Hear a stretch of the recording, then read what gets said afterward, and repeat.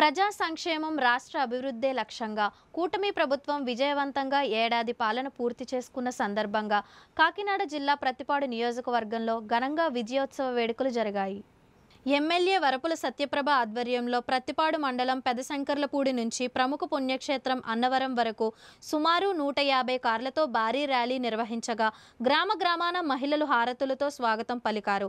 ఈ సందర్భంగా ఎమ్మెల్యే సత్యప్రభ మాట్లాడుతూ కూటమి ప్రభుత్వ అధికారం చేపట్టి ఏడాది పూర్తయిన సందర్భంగా ప్రజలకు ఇచ్చిన హామీలను నెరవేర్చడంలో గర్వంగా ఉందన్నారు.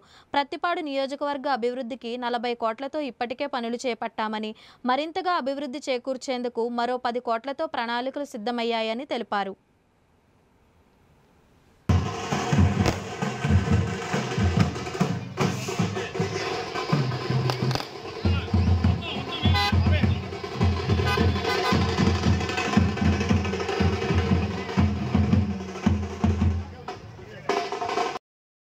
ముందుకు అభినందనలు.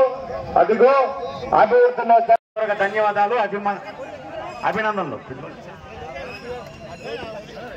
మెట్టు కింద కిత్తమూరుపేట ఉల్లుగో నచ్చి సత్యప్రభ రాజా గారి నాయకత్వంలో నడుస్తున్న మీ అందరికి కూడా ప్రతిపాడు తెలుగుదేశం పార్టీ తరఫున మీ అందరికీ హృదయపూర్వక ధన్యవాదాలు, అభినందనలు. చూపుతున్నాడు నీ క్యాలెస్ వైపే బిడ్డల న్యాయాలను చూడలేకనే కొండ దిగర కనుక దుఃఖమానవు నీ దొంగ పాలన అన్నా దాన్న పైకి అన్నా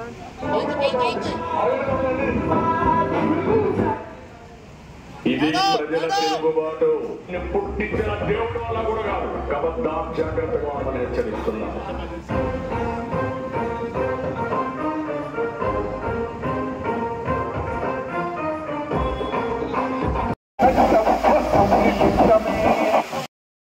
ముందుకు అభినందనలు.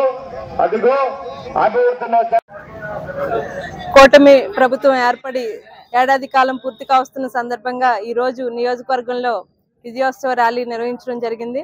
ఈ కార్యక్రమంలో ఇంత విజయవంతంగా జరిగేలాగా ఈ కార్యక్రమంలో పాలు పంచుకున్న కూటమి నాయకులకి, పెద్దలకి, మరీ ముఖ్యంగా రాజన్న అభిమానులకి ఈ సందర్భంగా నేను ప్రత్యేక ధన్యవాదాలు, పాదాభివందనాలు తెలియజేసుకుంటున్నాను.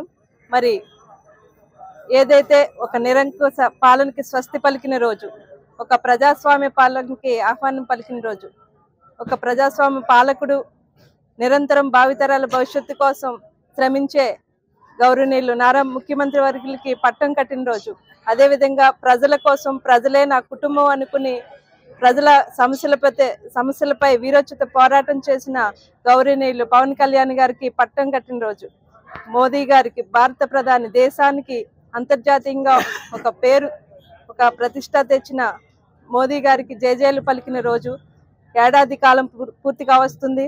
ఈ ఏడాది కాలంగా నిరంతరం రాష్ట్ర అభివృద్ధికి ముందుకు ఎలా తీసుకెళ్లాలనే నిరంతరం మా నాయకులు రాష్ట్ర అభివృద్ధిని ముందుకు నడిపిస్తున్నారు. అదేవిధంగా మా నియోజకవర్గంలో కూడా ఈ ఏడాది కాలంగా నేను భవిష్యత్తు ప్రజల ఈ నియోజకవర్గంలో ఉన్న సమస్యల గురించి అయితేనే, ప్రజల సమస్యల నేను గతంలో ఎలక్షన్ టైంలో తిరిగినప్పుడు వారు చెప్పుకున్న సమస్యలపై దృష్టి పెట్టి, అదేవిధంగా నా భర్త దివంగత నేత రాజా గారి ఆశయాల్ని ముందుకు తీసుకెళ్ళాలి, ఆయన ఏం చేయాలనుకున్నారో ఈ నియోజకవర్గాన్ని అవన్నిటిని కూడా దృష్టి పెడుతూ నిరంతరం ప్రజలతో మమేకమై ప్రజలతో ఉంటూ ఈ ఏడాది కాలంగా అనేక అభివృద్ధి కార్యక్రమాలు చేపట్టడం జరిగింది.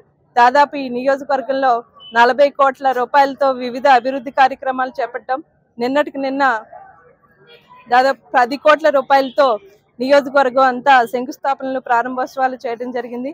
అదేవిధంగా ఈ ఏడాది కాలంలో కూటమి ప్రభుత్వం సహకారంతో, మా నాయకుల సహకారంతో అన్ని వర్గాల వారికి నియోజకవర్గంలో అన్ని సమస్యలపై, ఏదైతే వ్యవసాయం, రైతులకు సంబంధించిన అయితేనే, త్రాగునీరు గురించి అయితేనే, విద్యార్థులకి అన్ని రకాల వర్గాల వారికి ఉన్న సమస్యలను ఒక్కొక్కటిగా పరిష్కరిస్తూ, రోడ్ల గురించి అయితే ముఖ్యంగా ఈ మన నియోజకవర్గంలో ప్రధాన సమస్య రహదారులు.